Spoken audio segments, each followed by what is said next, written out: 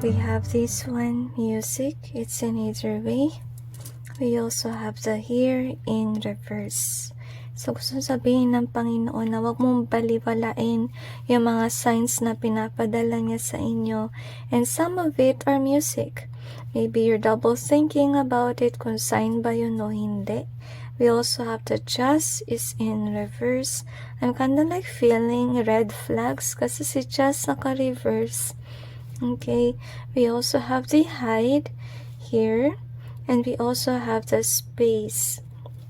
So, gusto sabihin ng Panginoon na may mga bagay na hindi mo naunawaan or may mga nakatagong impormasyon at hindi mo yung nalalaman kaya ginagawa ng Panginoon. Nagpapadala siya ng mga sign for you to be aware. And with the space being here, ibig sabihin you need some time for space to realize things. Okay?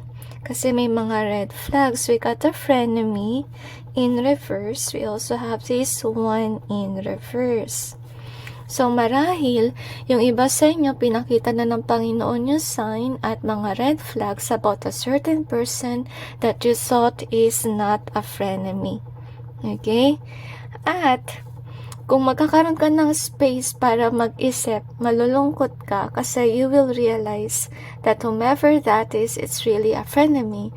So, meaning, itong tao na to ay nagpapanggap siya na hindi mo siya kaaway. Okay? At, si God, napansin niya na hindi mo siguro napansin yun, kaya pinupush ka niyang malaman mo ang katotohanan na itong tao na to ay hindi talaga mapagkakatiwalaan or hindi mabuting tao sa iyong buhay.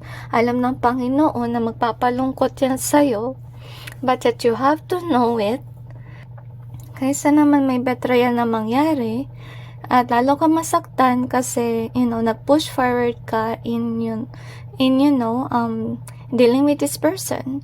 And sana manawaan mo rin yung Panginoon that these things has to happen kasi para din yun sa ikabubuti mo.